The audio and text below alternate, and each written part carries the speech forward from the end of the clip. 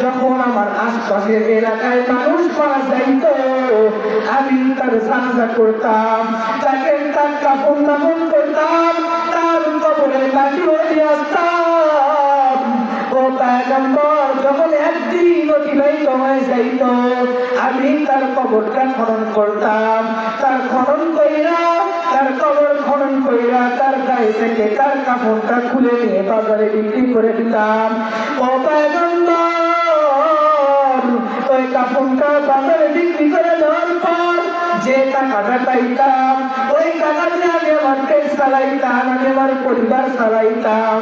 ও পয়গম্বর, আমার পাশের গ্রামে একটা যুবতী মেয়ে ছিল, একটা যুবতী নারী ছিল, আল্লাহর একদম খাঁটি বান্দি, আল্লাহর একদম আশিক বান্দি ছিল। ও পয়গম্বর, ওই আল্লাহর বান্দি যখন রাস্তা দিয়ে চলাফেরা করতো অনেক পর্দা করতো। ও পয়গম্বর, আমি তার কখনো চেহারা দেখি নাই, তার দুটো চোখ দেখেছি, চোখ, এই চোখটা দেখে আমি অনেক মায়ায় পড়ে গেছি।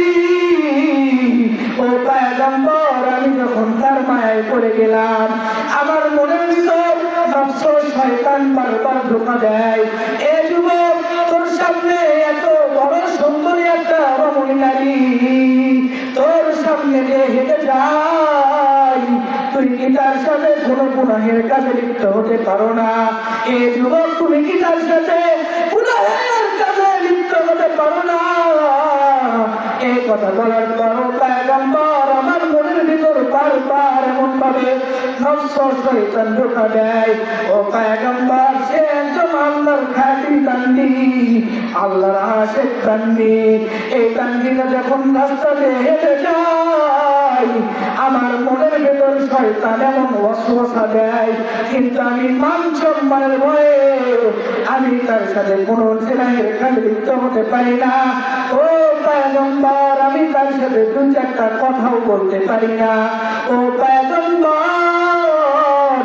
একদিন শুনলাম ওই আল্লাহর বান্দি নাকি আল্লাহর দরবারে চলে গেছে, মাওলানা কারীম তার বান্দিকে দুনিয়ার ভিতর থেকে দুনিয়া থেকে বিদায় করে দিয়েছে, আল্লাহ তাআলা তার বান্দিকে তার আরশে নিয়ে চলে গেছে।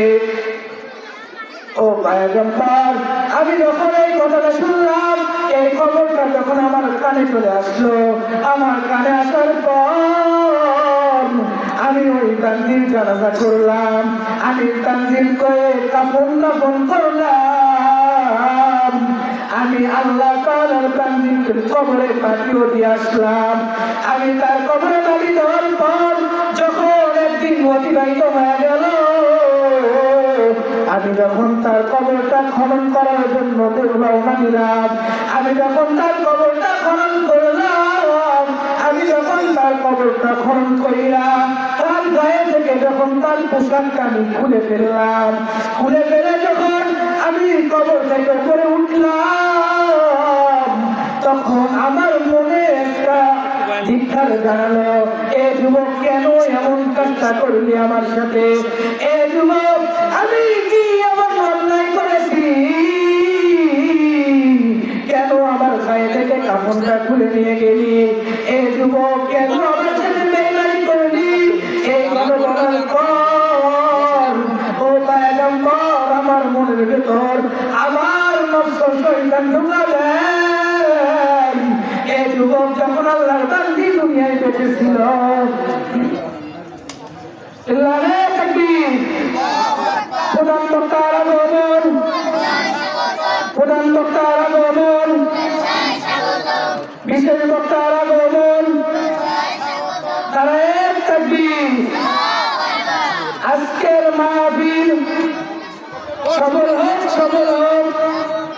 আজকের মাহফিল, আজকের মাহফিল, মাহফিলের পক্ষ থেকে, মাহফিলের পক্ষ থেকে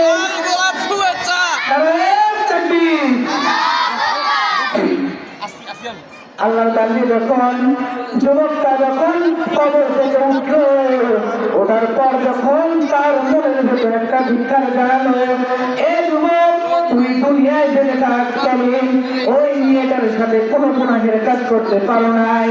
আজকে তুমি স্বাধীন, আজকে তোমার আশেপাশে কোনো মানুষ নাই, অনেক খবর আছে, সবাই তো মুর্দা, কেউ তোমার সাথে কথা বলতে পারবে না, তোমার এই গুনার খবরটা কোনো মানুষ জানবে না।